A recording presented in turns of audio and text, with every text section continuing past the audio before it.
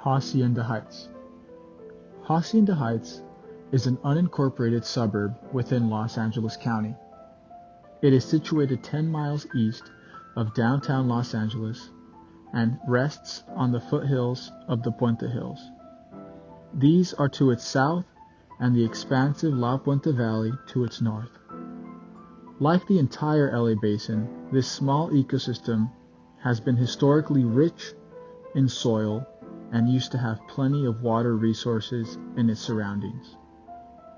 In the past, prior to 1769, the entire LA Basin was inhabited by the Gabrielino/Tonga people.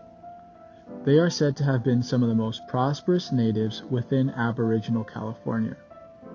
Evidence points that the Tongva people came from eastern Nevada approximately 4,000 years ago, and they drove out or mixed with the Hokan-speaking prior inhabitants.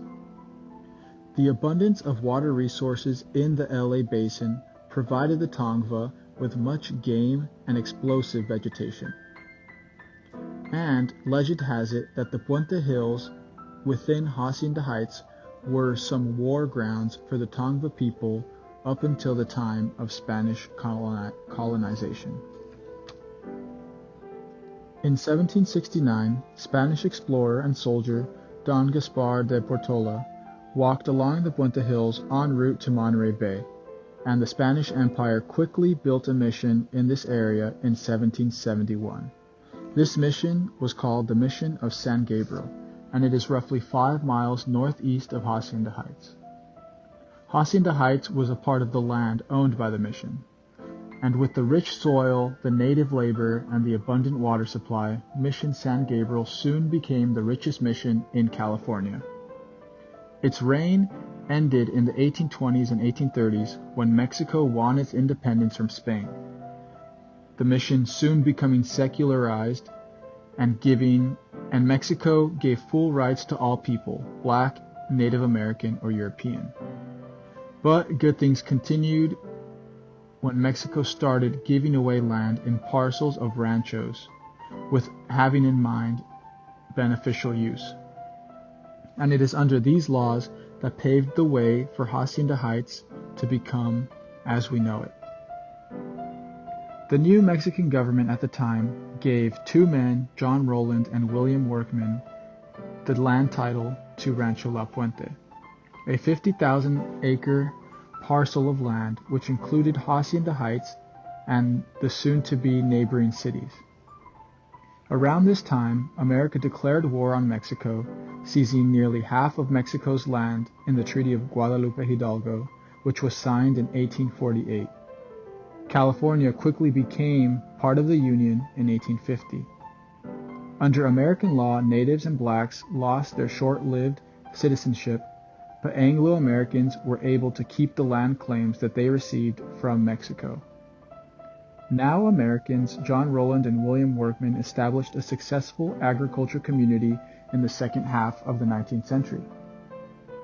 Hacienda Heights and its surrounding areas grew famous for their citrus, walnuts, and avocado exports. An area affluent of water, the San Gabriel River, the LA River, and its tributary that cuts through Hacienda Heights, and this is called the Rio Hondo, all running their courses in this time without any inhabitants. This was the last golden age for the ecosystems of the LA Basin, and this, when it ended, was 1920s.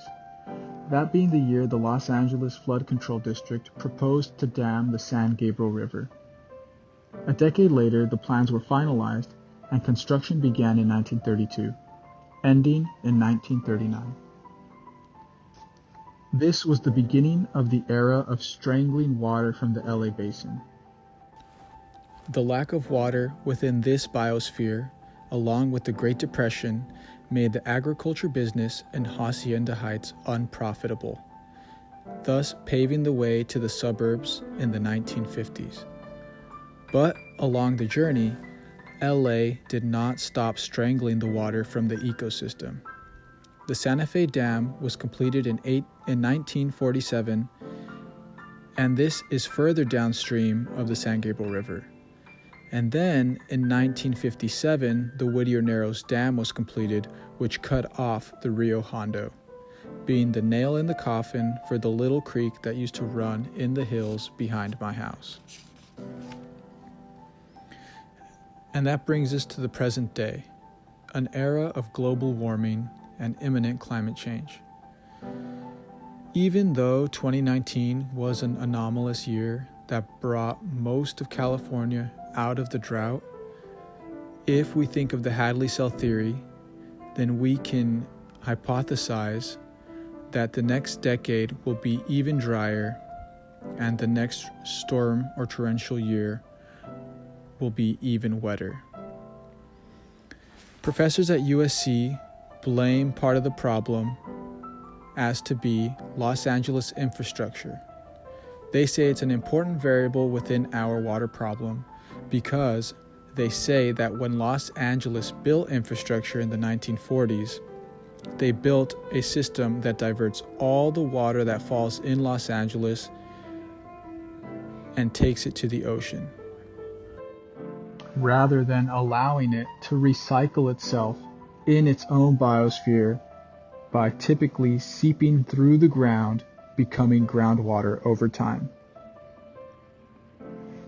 In my community of Hacienda Heights, we have one major water company, the San Gabriel Valley Water Company, which has 1 star on Yelp and is infamous for their extraordinarily high prices.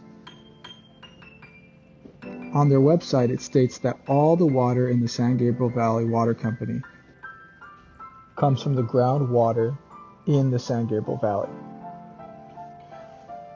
But if we think about it, and we think of the 80 years of rainwater that has been diverted to the ocean and has not been allowed to sink into the groundwater, it makes sense why this water would be so expensive. As for the future, Los Angeles needs to change its infrastructure. It needs to collect rainwater, and it needs to limit population growth. Until then, we can expect a decade of drought with the odd year of torrential downpour.